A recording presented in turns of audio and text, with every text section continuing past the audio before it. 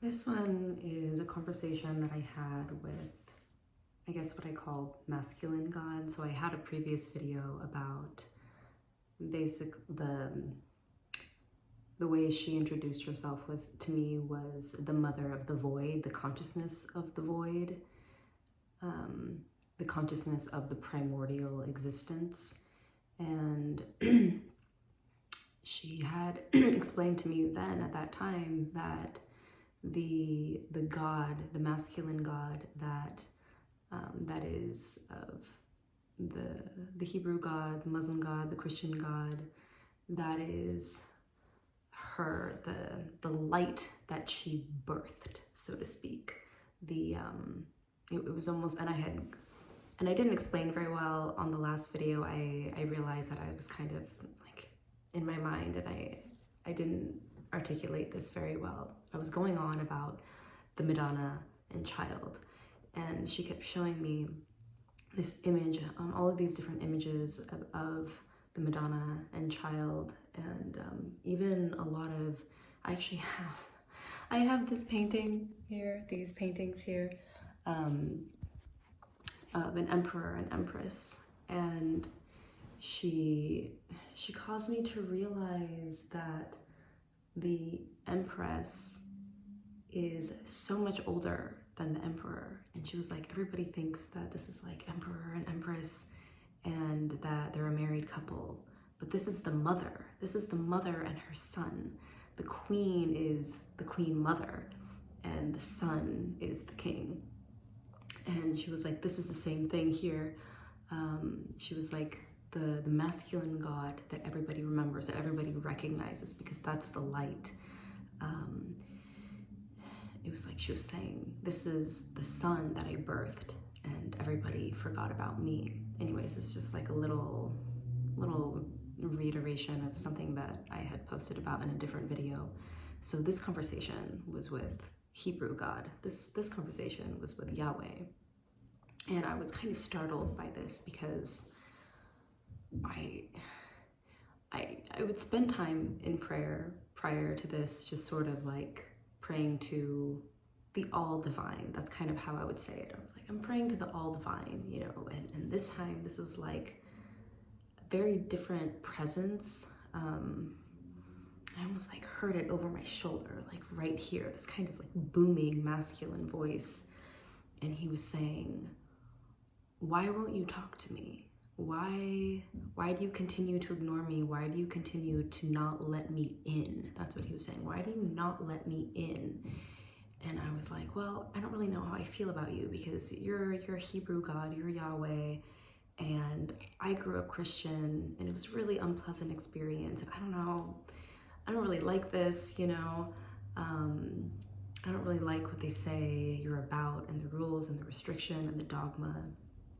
And he was like, yeah, but in you continuing to reject me and refusing to talk to me, you know, you talk to all of these other divinities, all these other beings, and he was saying, in refusing to talk to me and refusing to acknowledge me and let me fully in, you are validating and confirming that narrative of me that is not me.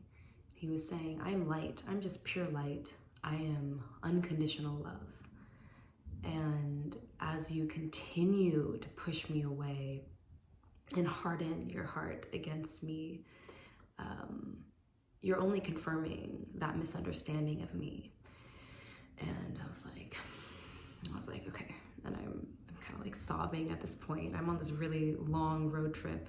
Not a long road trip, what am I saying? It's like a 9-hour drive. But I was like 3 hours in or something, and I'd stopped at this rest area to walk the dog, and I'm just like walking barefoot in the grass with the dog, just fucking bawling, and he was like, sorry, my leg is tipping over. He was like, let me in and let me provide for you. Let me be the masculine counterpart to your feminine. And this too was really, is really strange for me, you know? Like, well, like, what does that mean? You know, that's weird. Also strange because I felt like, I was like, this is like a nun's initiation. This is like some kind of invitation that monks receive, you know, especially because I can't believe I'm saying this online, but you know, I've been celibate for 16 months, something like this. And it was this strange feeling where I have no boy toys in my life for the first time ever. And it's like my auric and energetic field is completely clear of any other masculine energies. And I have the fucking booming voice of Yahweh talking over my shoulder, being like, let me be the masculine counterpart to your feminine. Let me provide for you.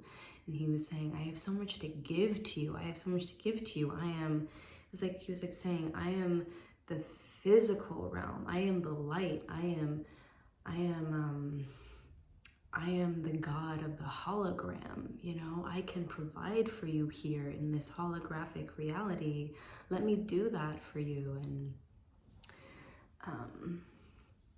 it's always really funny when I start to get these messages from different beings when I'm outside in public, because oftentimes I just start crying, and I'm kind of like usually trying not to be really conspicuous, but sometimes just start crying and like nodding and listening and clearly responding to something.